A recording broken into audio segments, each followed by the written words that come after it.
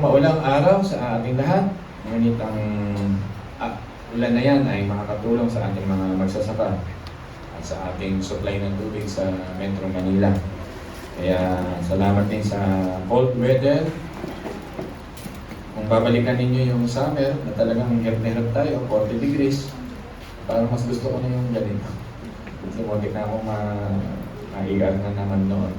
Salamat at malamig. Katulog po ba kayo ng maayos, mga minamahal? Salamat sa Diyos. Handa po ba kayo na makinig sa mga ganito? I hope ang puso ninyo ay para sa Panginoon. Sa mga tinawag ng Diyos na naririto, to hear the Word of God, ay ang Panginoon ang bahala po sa akin. Tayo po ay manalangin sandali. Dear Heavenly Father, marami pong salamat na kami ay nagkasama-sama muli, nagsasalo-salo sa inyong mga salita, at ang mga salitang ito ay magbigay nawa sa amin ng buhay. Tulungan niyo kami, Panginoon, na gampanan ang mga tungkuling binagkaloob mo sa amin, katulad na ipangaral ang inyong mga salita. At sa umagang ito, Panginoon, ang inyong Santong Espiritu na siya aming guro, na siya aming gabay, sa aming wisdom, ang siyang magturo sa aming lahat. Patubayan niyo kami ng kanyang lakas, patubayan niyo kami ng kanyang mapagpalang liwanag upang mabuksan ang aming mga damdamin at puso at diwa ng pagsamba sa iyo. Salamat po sa Banal na Espiritu na sa Book of Acts ay siya yung pinaka-prominent character ng persona ng Diyos na sinasamahan sa misyon, ang kanyang mga alagad. Kaya tulungan niyo kami sa aming pag-aaral din, Panginoon, ay ang Santong Espiritu ang siyang maging katulad ng bumababa sa mga Kristiyano noon na nagpapahiwatig ng mga planuhin ng aming Diyos Ama sa mundo nito. Ama, maraming salamat po at ito po ang aming sakot dalangin sa matamis sa pangalan ng inyong anak na si Cristo Jesus. Amen. Tayo po ay sumamba sa ating Panginoon.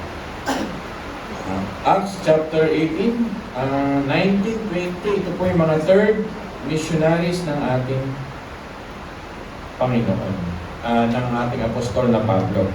At randomly, babanggitin ko sa inyo yung encounter, his encounter ni Apostle Paul, his exhortation, and his encouragement to us. Ulitin ko po, his encounters, his exhortation. Basta ano ba yung sabihin ng exhortation? Yung kanyang mensahe, yung kanyang message sa atin, at his encouragement o example na dapat natin gawin sa buhay ngayon. Randomly, habang tinatalakay ko po sa inyo yung his travel, his teaching, yung makikita natin dito sa buhay ni Apostol Pablo, ay talagang magkaroon tayo ng kalakasan. Dito po ay may pinakita na nasa Greek word siya sa bandang Ephesus. Pag binasa nyo chapter 18, ay makikita natin dito ang dalawang uri ng mga tao, ang Jewish and Gentile. Sa Ephesus po, maraming mga Hudyo at marami ding mga Gentile.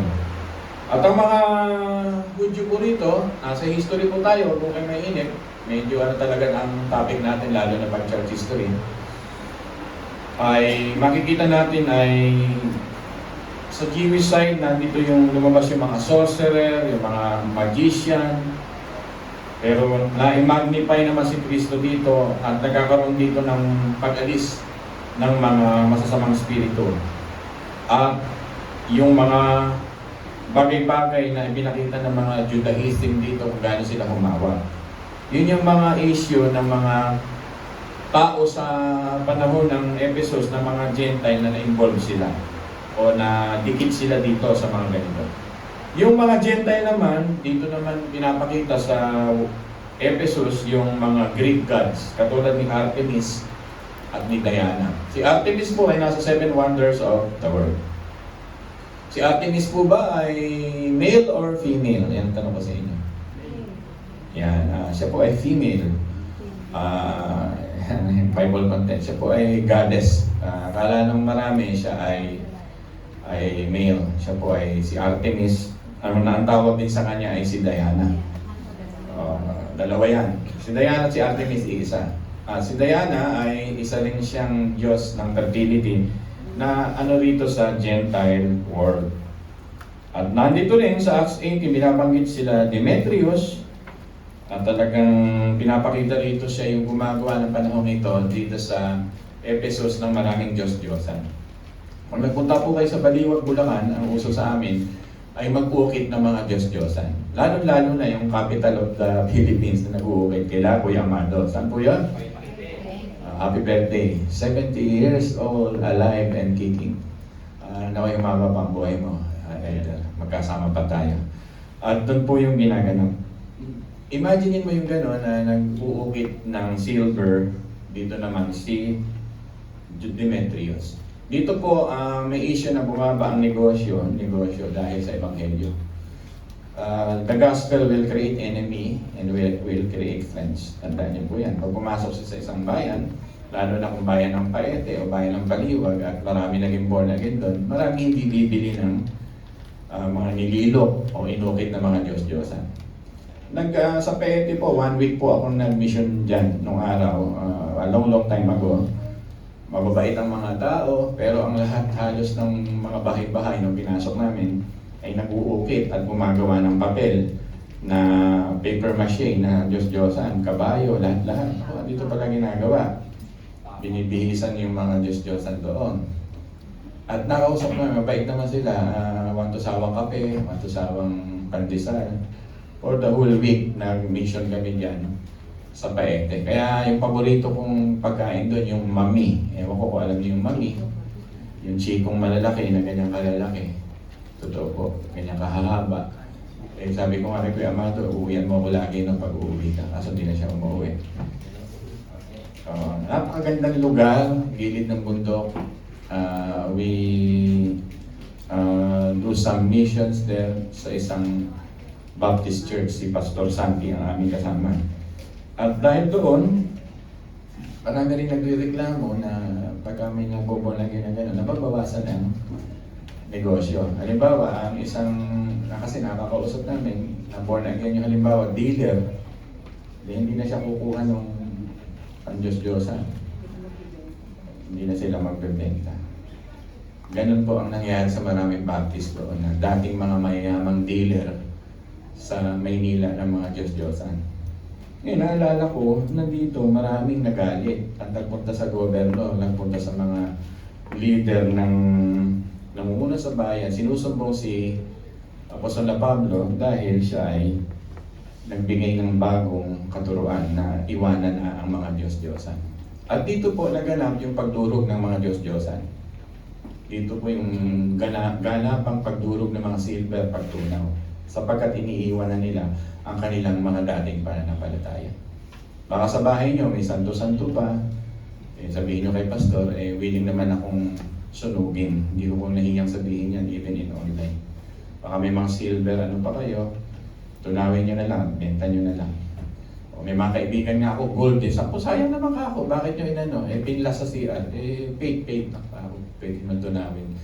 Huwag naman masyadong ganong panatiko. Pero maganda na rin, may mga ganong pananampalataya.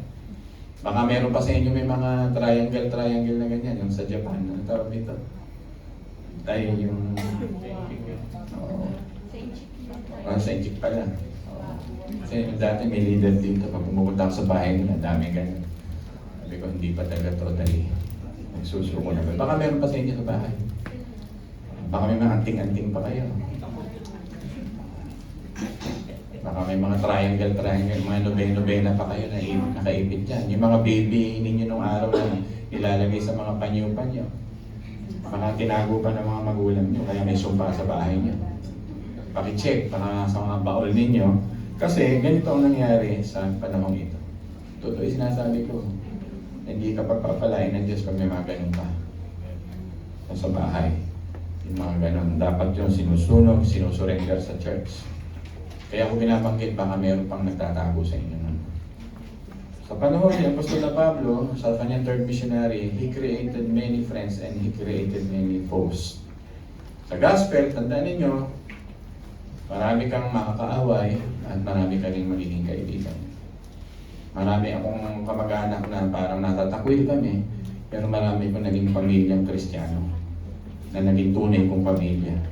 kayo ay tunay kong pamilya. Because may kasabihan nga, blood is thicker than, but the blood of Christ is thicker than any relationship. Eh, nang kay Kristo tayo.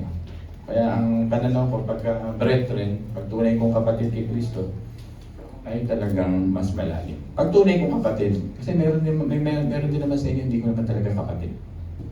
Pastor, nakakagulat ng mga salita. Oo, baka wala ka pa sa buhay na wala kang ganun.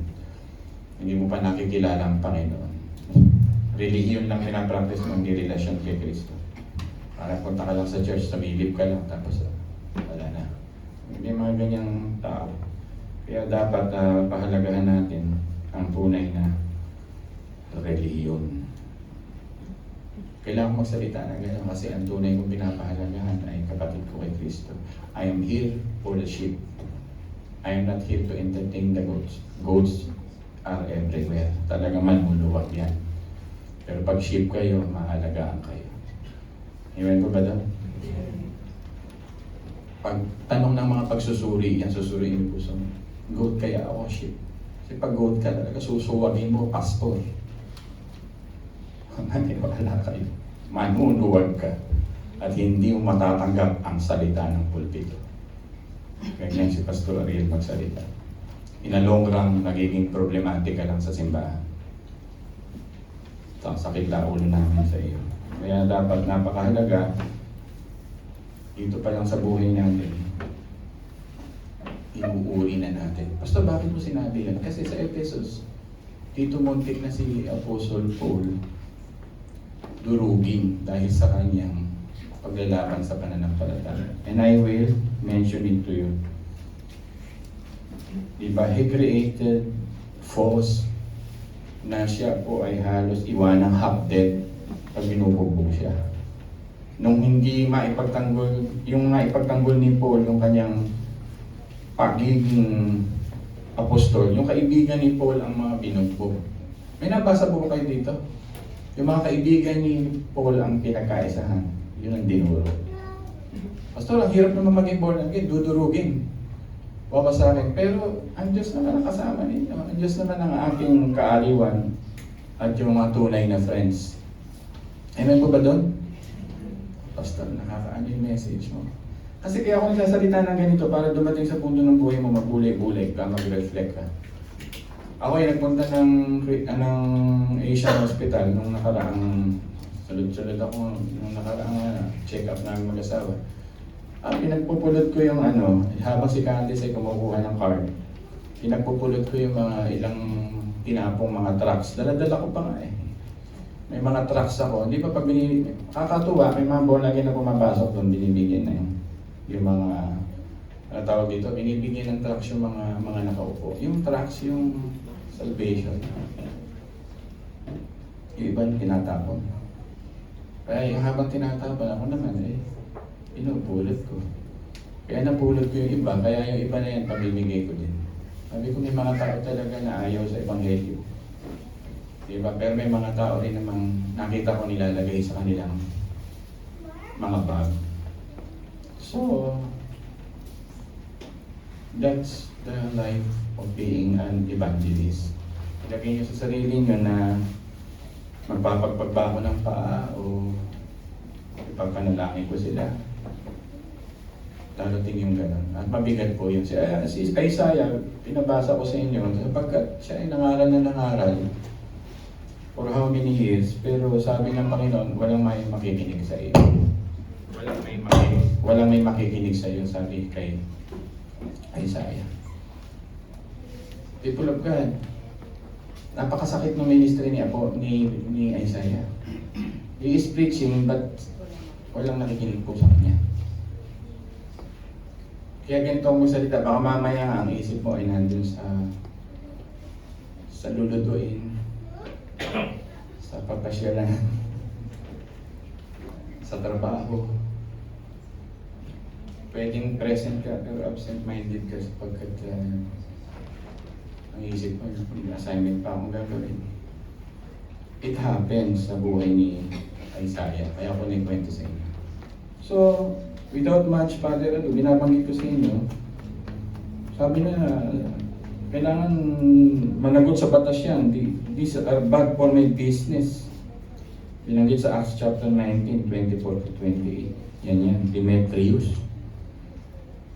At tumatalikod sila sa amin dahil kay Apostle Paul. At nagbabanta sila na ilagay sa panganib ang buhay ng mga alagad. So as I said, the pulpit will create friends and foes. The gospel will create friends and foes. Your faith will create friends and foes. May pastoral message, be ready, be strong, maging matibay ka sa iyong pananampalataya. So, nasa Ephesus, travel siya papuntang Troas.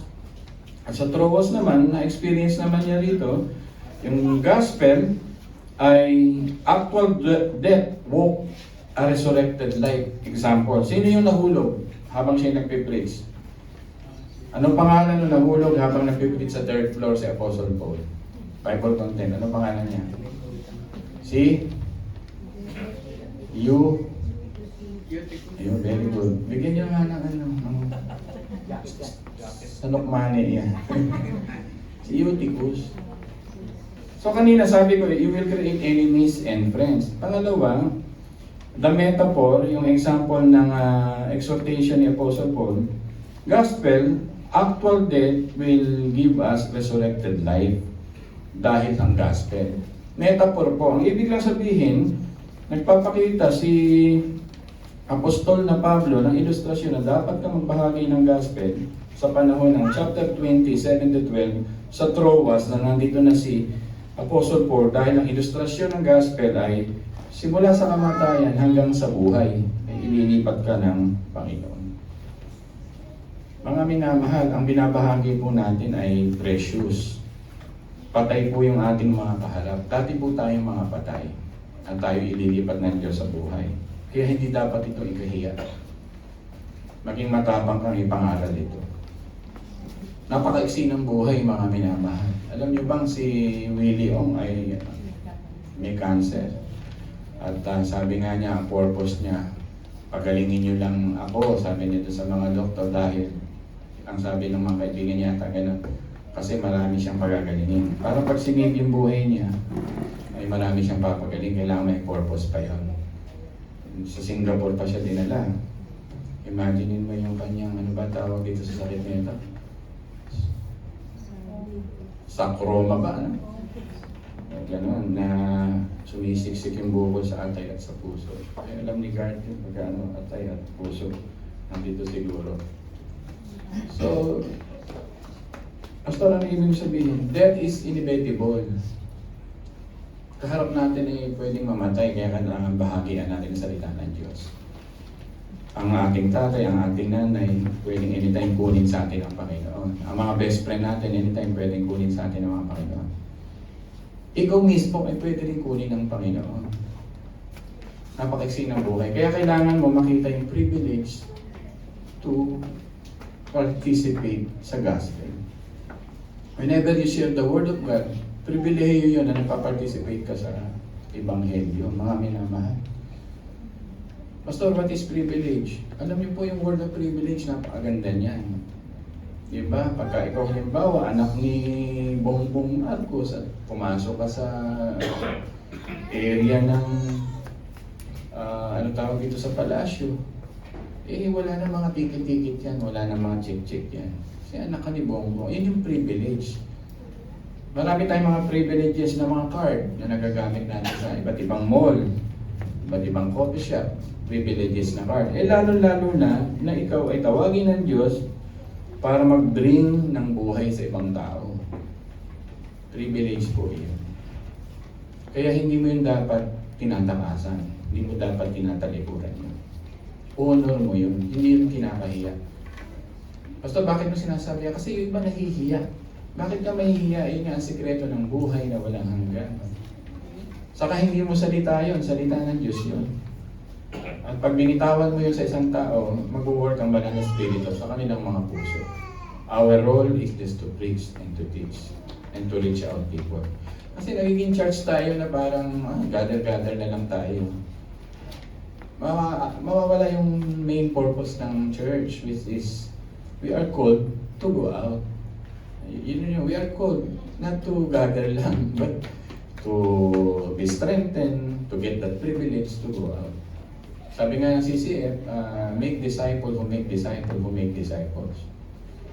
Gumawa ka ng isang disipulo, nagagawa ng disipulo, nagagawa ng disipulo. At matutupad yung Matthew 28, 19 to 20. Go out and make disciples.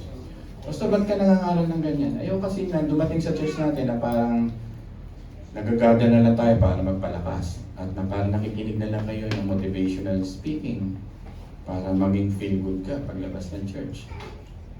Eh, yung purpose natin as a Christian, as a born again Christian, hindi natin nakikita na napaka-hindi pala nung hawak natin that we can bring life to the dead, to the dead people. Amen ba doon? Don't underestimate the power of the gospel. Nahihiya po ako, pastor. Hindi ko masabi kasi boss ko, si office mate ko. Eh, bakit nahihiya? Mamaya yung pala ang kailangan niya. Mamaya yung pala ang kailangan gusto lang niyang marinig. Marami akong sineshare na yun lang talagang gusto nilang marinig. Marami silang inspirasyon na pakinggan sa buhay, pero nung marinig nila yung gospel, pumuputok ang puso nila niyan. Naluluha sila niyan, bumibigay sila niyan, at humihingi sila ng panalangin niyan. People of God, one day we will leave this planet, mawawala tayo. Hindi tayo makasarili na tayo lang ang gusto ko kami lang maligtas. Maawa ka sa iyong mga kapatid. Maawa ka sa iyong mga pamangkin. Maawa ka sa iyong mga pinsan. Sa iyong mga kaeskwela. Then, biyahe siya ng Miletus. Pastor, ito na, di ba? Gaano tayo eh. Yung kanyang encounters to, mga encounters na to eh. Eutychus, yung silver, tapos yung kanyang exhortation ay metaphors of using the gospel. Napakadali naman pinag-uusapan natin, randomly. Punta siya ng Miletus, nagkaroon siya rito ng farewell speech ni Apostle Paul. At ang laman-laman pa rin ito ay ang gospel, good news. Continues in the face of demon opposition. Ito na, pabigat na pabigat. Kanina, friends and foes. Tapos, life and death. Ito naman, speak the gospel in the midst of demon opposition. Ako'y mangalan nung araw sa Cavite, talagang sa loob ng simbahan ay isang babae ang na-demon possessed. Totoo ang demon possession kasi isang kamay niya, hawak niya yung lamesang pagkabigat-bigat, kaya niya ibalibag sa akin. Sabi ko, lakas na babae, eh halos balingkinitan lang. Diba? Laki lang yata ni Bea. Pero pagka bumuhat ng lamesa, yung buong lamesa, ipapalibag sa iyo. I experienced that, kaya totoong may spiritual life. I mean spiritual world. May demonyo talaga. Eh hindi natin, kasi sanay na tayo araw-araw eh. Na nakikita yung buhay na parang wala namang encounter na ganito, pastor. Something extraordinary. Eh alam mo kapag nanonood kayo ng Netflix, ay minsan lubog na buhay nyo dun sa violence dun eh. Nakain na kayo ng evil spirit dun eh. Nag-iPad ka, lubog na lubog ka dun sa mga nakahubong mga kung ano-ano dun. Doon pa lang eh. Nadali ka na ng nadali ka na ng masamang espiritu dun. Eh gusto mo pa ba lumabas yun? Doon sa iPad mo? Basta bakit mo binabanggit ito? Because the gospel may encounter sa demon opposition sa buhay natin. At nung magkatawang tao si Kristo dito sa lupa, sa kanyang ministry, ay not only healing, but also casting of demons. At si Satanas ngayon, very subtle. Talagang gagamitin niya ang bilang prince of the air. Ay talagang lahat gagamitin niya, may spiritual. Makinig kayo mabuti, yung relihiyon natin madaya. Nakita niyo dito sa Davao, 100,000 sumunod sa kanya. Diba? Gustong sumamba sa Diyos pero bulag. Pero siya pala ay isang pedophile. 12, 13 years old. At hindi man napapatunayan pa ng korte, pero sa dami na nagte-testimony, may 15 bata.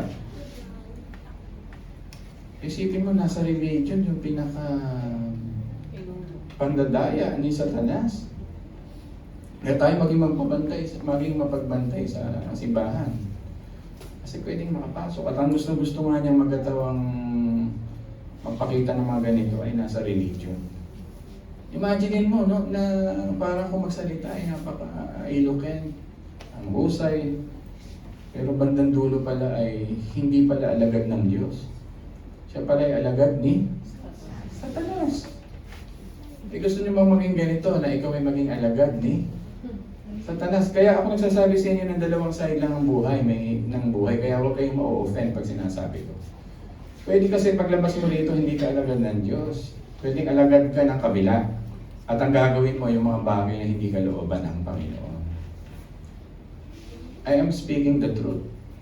Araw-araw, bago paglabas mo, may tinatarget ka ng sishare ng gospel. Pero pwede ka rin maging alagad ng kaaway. Hindi ka mananampalataya. You will do His thing. You will do His will also. You will do the another kingdom of God. Kaya tayo tinatawag ng Diyos na maging alagad ni Kristo. Ang tawag dito, disciple. Kaya the true follower of Christ dito sa Miletus ay talagang gospel-oriented people. Kaya nga sabi dito, even the gates of hell, sabi nga niya, will never prevail the true believers. Nasa Matthew chapter 16, 17 to 19. Amen po ba doon? Marami kasing tao, akala nila ang kaligtasan ay sa economy. Yung mawala lang ang gutom namin, magkaroon lang kami ng trabaho, ay ligtas na kami. Marami namang iba, akala nila sa kaligtasan ay magkaroon lang ako ng magandang relationship, magkaroon lang ako ng magandang marriage, magkaroon lang ako ng gwapo at magandang asawa, ay ligtas na kami. Sabi ng iba, magkaroon lang kami ng magandang presidente, maayos na senador, ay ligtas na kami. Ang lahat ng temporaryo, ang talagang napakalalim na sinasabi ng Diyos na gusto tayong iligtas ay pang walang hanggang kahapamakan. Kaya ito pinipreach sa inyo na laging pinapaalala sa atin na ang ating mga mahal sa buhay ay hindi lamang natin sila nililigtas na pang-ekonomiya o pang-politika, nililigtas natin ang kanilang kaluluwa. Siyempre sa tulong ng Banal na Espiritu Santo.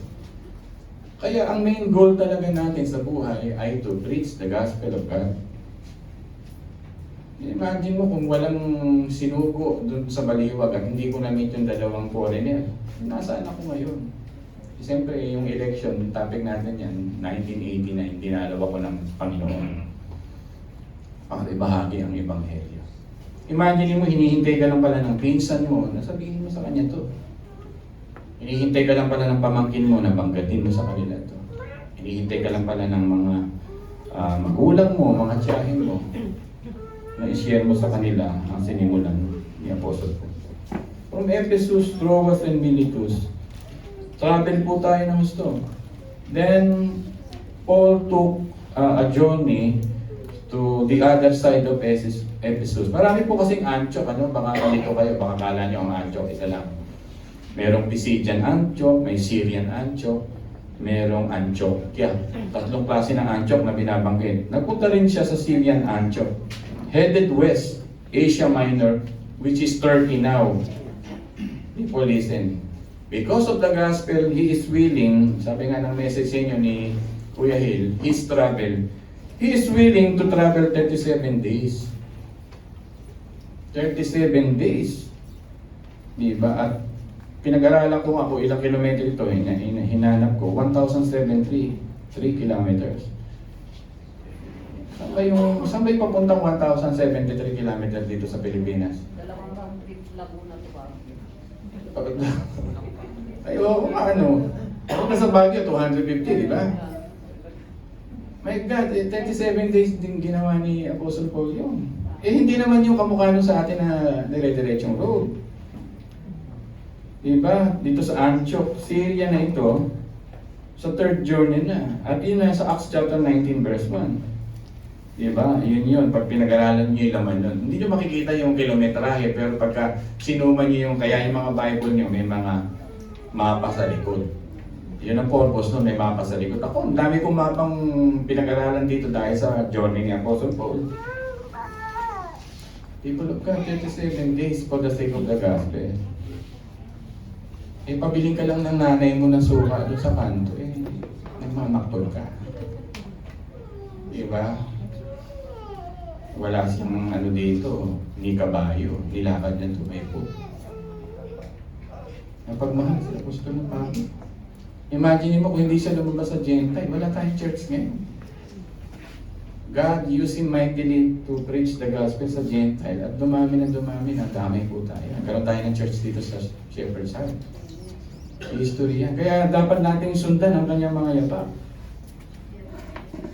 Meron pang sumunod sa kanya para magkaroon ng mga meeting sa kanya na may 28 days pa na nag-travel just to meet him. Diba? Nagdaan siya rito sa Tarsus, sa Cilician Mountain. Paikot lang naman yun, Derbe, Lystra. Ayun, Iconium, Pisidian, Antioch, ito na. Bithynia, rugged mountain terrain. At yung mga bahagi ng Ephesus. At dito nga niya, na-meet dyan sa mga Ephesus na ito, si Artemis, yung female na kapatid ni Apollo. O si Apollo ba ay dito ay male or female? Bible content. Yung Apollo na binanggit dito. Hindi na sumasagot. Male or female? Female pa rin. Si Apollo na sa ibang translation. Di ba? Twin sister of Apollo, si Artemis. Twin sister. Pero ang pangalan niya Apollo, ni-research ko, Apollo niya. Yung iba yung translation. At yung virginity, at nagkaroon dito yung tinatawag na iaalay ng isang babae ang kanyang virginity sa templo. Kaya ang Corinthianites na malapit dito ay ganito yung mga binabahagihan ni Apostol Pablo na ang ialay mo ang iyong katawan sa mga pari doon ay pagsamba mo sa Diyos. Ganyan-ganyan ang nangyari sa Davao. Binrainwash mo yung mga bata na ikaw ay nakikipagtalik sa divine. At hindi nawawala ang pagkababae mo sapagkat ang sumiping sa iyo ay isang Diyos. Gaano ka walang hiya itong si Pacquiao. Pastor Apollo Kibili, Pacquiao eh. Hindi ka naintindihan. Gaano ka walang hiya, di ba? Kami mga pastor, galit na galit sa aming GC. Talagang kulang na lang, murahin siya ng mga... Kasi gamit niya salitang pastor eh. Kaya ako sinasabi ko sa kanya, gaano siya kawalang hiya. Tapos hiyang-hiya siya iharap ang kanyang mukha sa matakot, tagong-tago. Ang Panginoon, ang siya ipako sa krus, lantad na lantad. Simula pa hanggang ulo. Makikita mo ang difference nila kung siya ay talagang appointed. Hiyang-hiya siya. Ganun kasi ang bunga ng kasalanan. Magtatago kang katulad ni Adan. Kitang-kita sa reflection niya dahil punong-puno siya na. Kung wala kang kasalanan, ilalantad mo ang iyong. Kaya talagang napakaraming kulto lumalabas sa Pilipinas, ingat po tayo. Dami pong nauutong Pilipino dahil hindi nila pinapahalagahan ang simple gospel. That Christ really died for us. He resurrected. He lived 33 years with righteousness. Nasa Biblia at wala sa labas ang gospel. Babasahin mo na lang ito at payayamanin sa puso mo, hindi ka maluloko.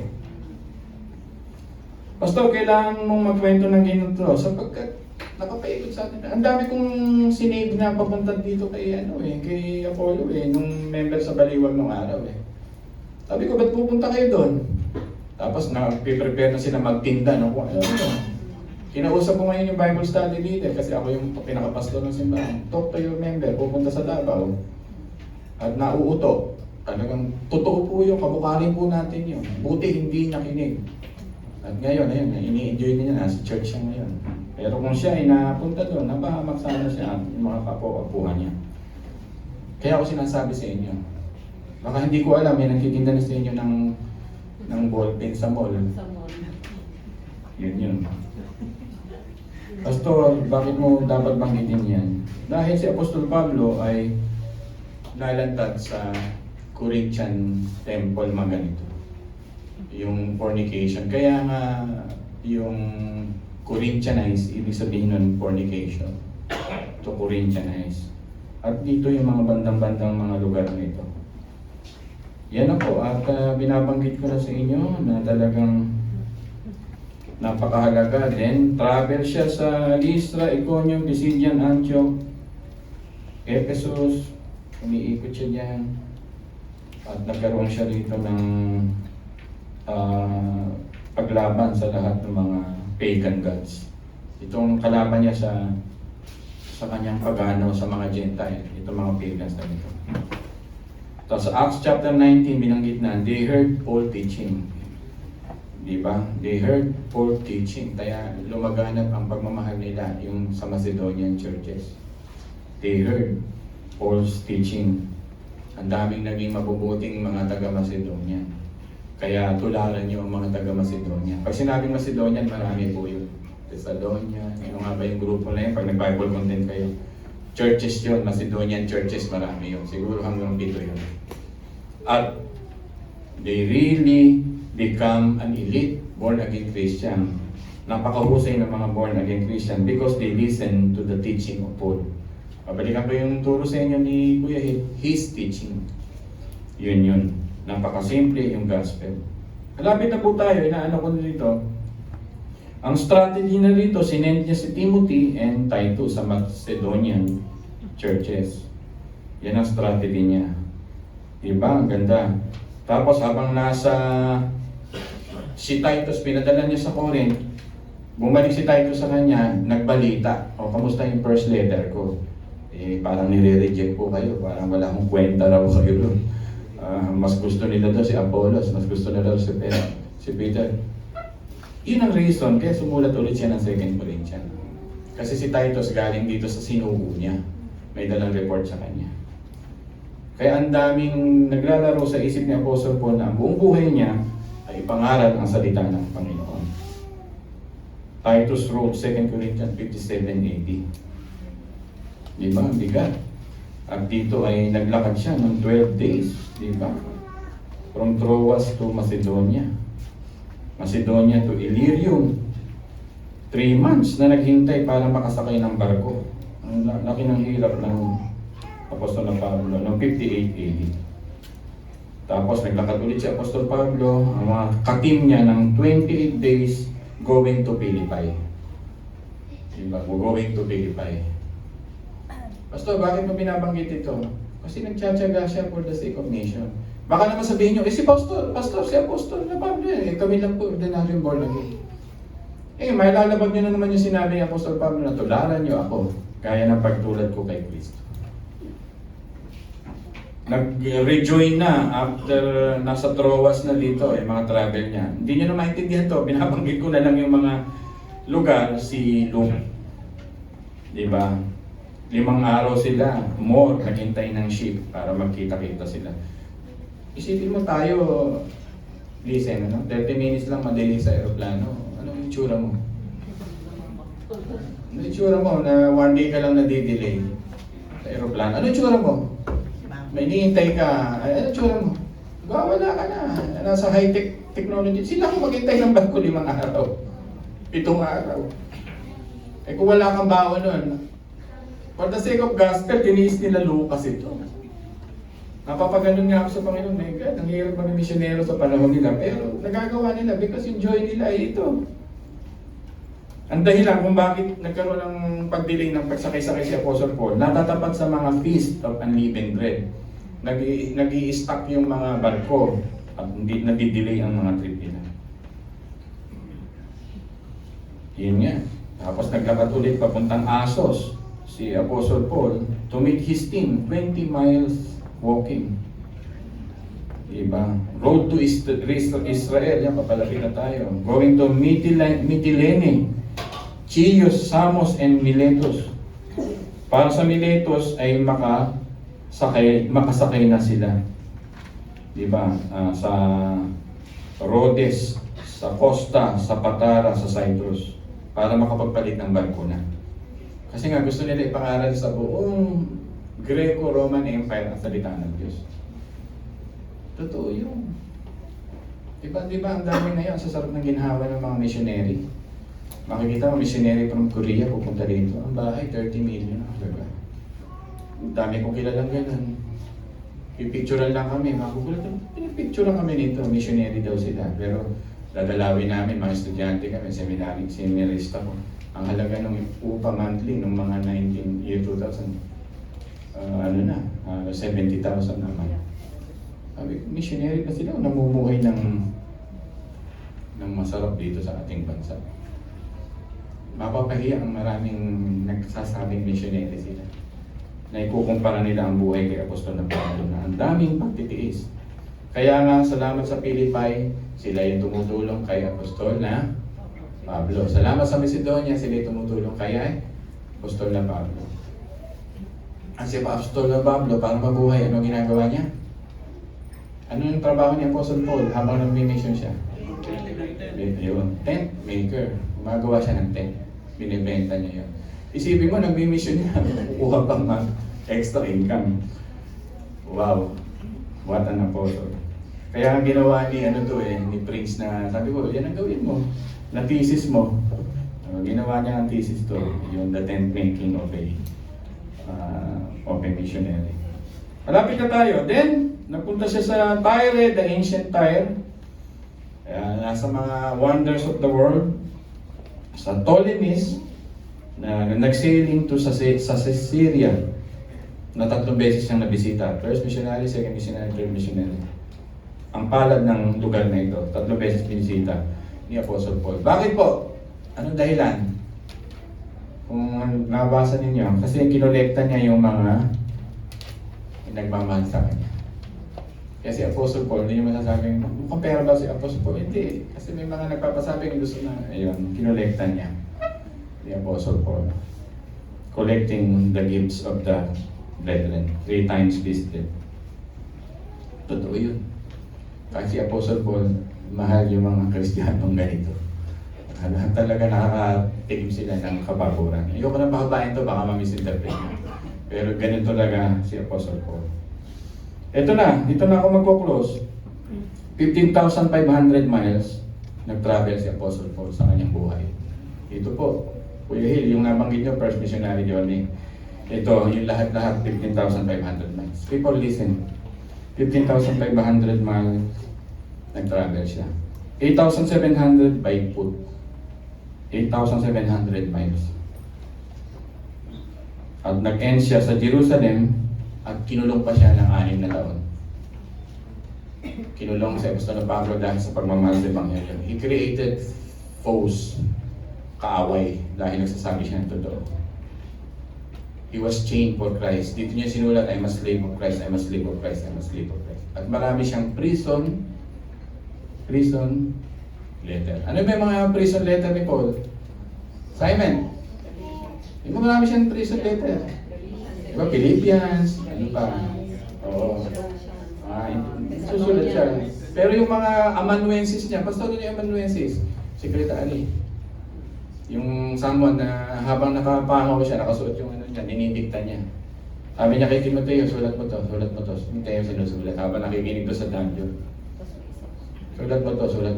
Habang sinusulat yun, sila yung hindi siya tumitigil ng vision. Nakakulong na siya, pero sulat mo rin ng sulat ng tungkol kay Kristo. Kung gusto mo talagang mag-mission, hindi ka maaawat.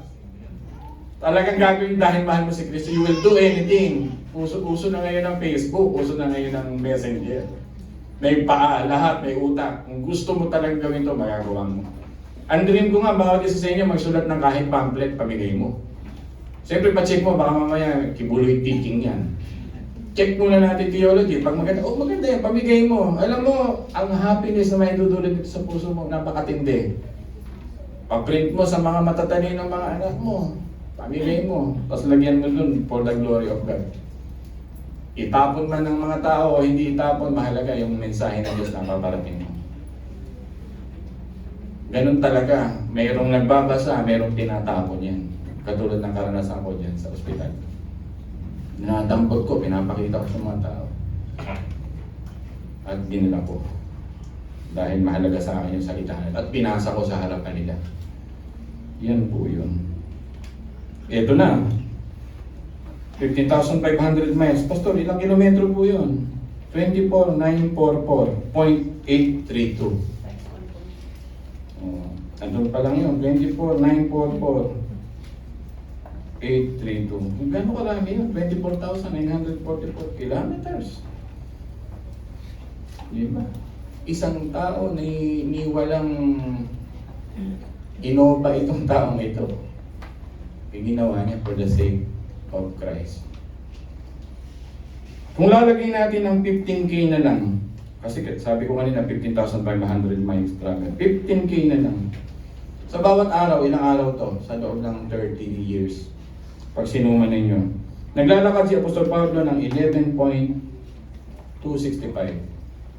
Dahil 15,500, almost 12 kilometers a day. People listen, almost 12 kilometers a day. Talagang how lovely on the mountains are the feet of Him. Amen po. Nakakahiya ito, di ba tayo? Konting lang tayong reklamo sa gawain. Mabahagi mo lang sa kapitbahay mo. Huwag po. Isaiah 52:7. Borrowed by Paul, sinulat sa Romans chapter 10. Help people find and know, dito na ako mag-end, the goodness of God's salvation. Not economy, not politically, share to them the eternal salvation. This is your privilege, mga minamahal. Pribilehiyo mo ito bilang believer to share. Hindi ko pinahihirapan ni Pastor dito. Hindi ho ako. Ang Diyos ho ang magsasabi nito. For you to experience the joy na hindi kayang bayaran ng salapi. Ang pagbabahagi ng salita ng Diyos. Yung statement, makinig po kayo mabuti. Di ba, what can become in Christ? Isipin mo yung tao, what can become in Christ pag nag-share ka. Sino sila pagkatapos nila mamuhay sa kadiliman? Sino sila para kay Kristo? Sino sila magiging tao para kay Kristo? Sino ka nung nabuhay ka na kay Kristo? Sino si Kuya Amado nung nabuhay na kay Kristo? Di ba? Laging sumisigaw. Para sa sabungan ngayon sumisigaw para kay Kristo pag nangangarap. Kaya tayo nagbabahagi ng salita, what can become in Christ? Diba? Kuya Hil, ano ko ba nung araw? Diba? Siguro kung babalikan ko pa si Elder Bong, diba? Siguro baka nagsisigaw nila. Toma ba tayo? Yung mga panahon na siya ay malakas pa sa inuman siguro. But what can become in Christ when they hear the gospel? Kaya nga kung hindi mo narinig si Kristo, ano ka ngayon? Ikaw na may-ari na sa buhay. Magaling na Kristo. Ano kaya ako ngayon? Tanong mo sa sarili mo, ano ka ngayon kung hindi ka naging born again? Sabi nung iba sa inyo siguro, wala naman ang bago sa akin, ganun pa rin ako. Pag walang nakakita, nagsisigurili pa naman ako. Wala naman ang bago sa akin. Hindi ka born again. Si George Whitefield, sabi niya, patawarin ako ng Diyos. Research that name, George Whitefield. Google niyo yung pag-aaral niyo tungkol kay George Whitefield. Balita niyo sa akin kung sino siya. Sabi niya, patawarin ako ng Diyos sa paglalakbay kung hindi maibahagi si Kristo. Today, we always think about comfort. Ewan ko nga ba, ba't ng generation ngayon? Always to think about comfort. Like a sheep, mga end statement. Like a sheep, laging sinasabi, I am safe at the shore.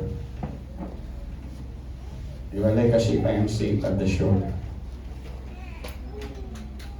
But that is not what it is built for, sabi niya. Ang sheep ba ay nilikha para nasa shore? Makinig kayo. Saan ba ginawa ang bangka? Ano? Sagot! Di ba maraming Kristiyano, I like the shore. I don't want to sail. Kulang lang sabihin sa inyo, bakit ka naging born again? Bakit ka naging born again? Sa pagsabi nga sa katabi, bakit ka naging born again? Gusto mo ba sa shore o sa sailing? Sabi mo sa buhay mo, this shore is a beautiful place. Pero sabi ng Panginoon sa iyo, but you will not grow. Yan yun. Great things never comes from the shore, but from sailing. Great things never comes from the home lang, but from going out and preaching the gospel. You will not change, you will not transform, you will not see the world kung ikaw'y Kristiyanong sa loob lang ako ng church at bahay. It will not challenge you, it will not change you. Two lines. Our own fears, our own human perspective, ang gumagawa lagi ng mga desisyon ng ating mga buhay. Maraming beses sa buhay natin. Why not try the voice of God? To listen to Him, go out, and make disciples. The great achievement is not in the shore. The shore must be disturbed. Kaya nag-preach sa inyo ang pastor na medyo masakit because the Lord is disturbing you. Because you think Christianity is inside the church. Tayo po lahat ay manalangin, mga minamahal.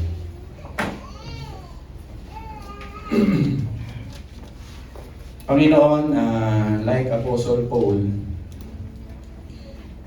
we travel, we encounters foes and friends.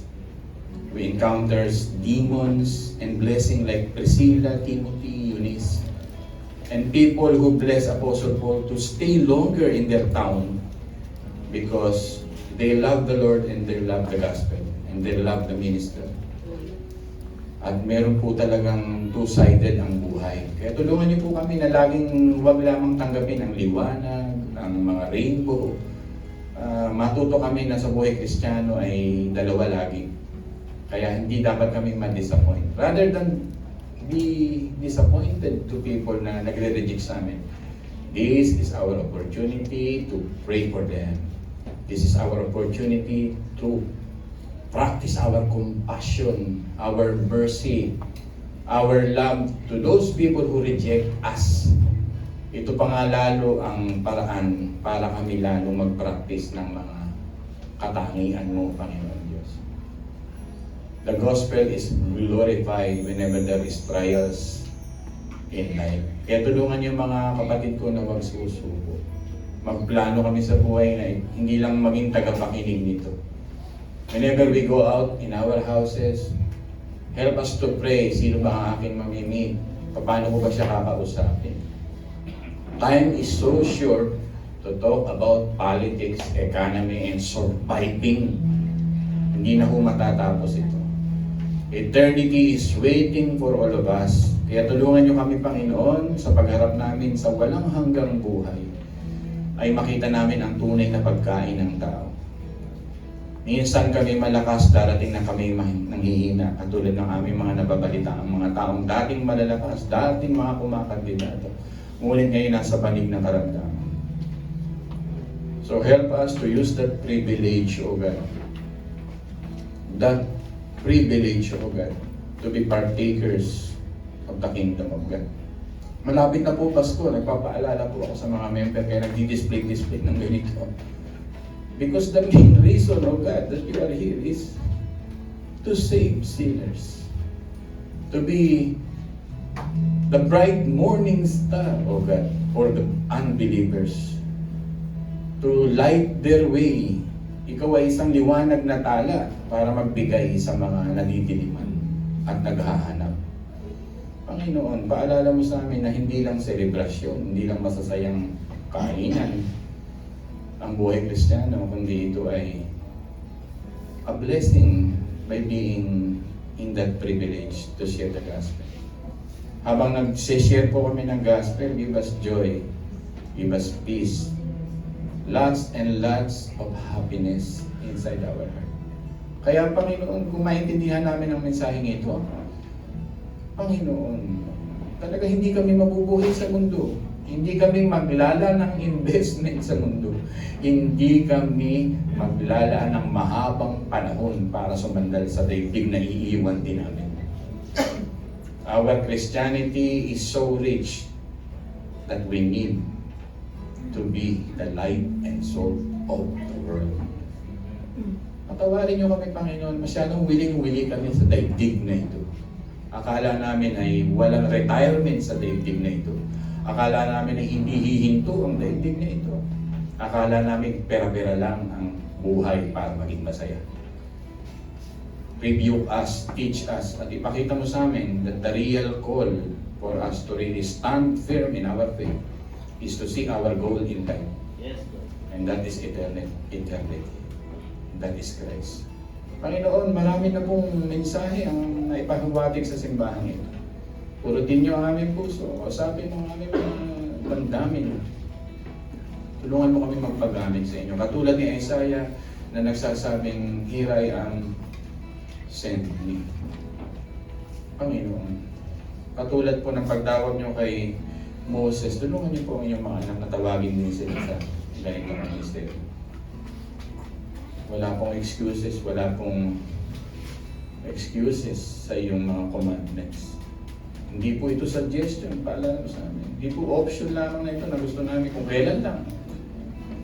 This is the main heart, the central heart, the very heart of our God.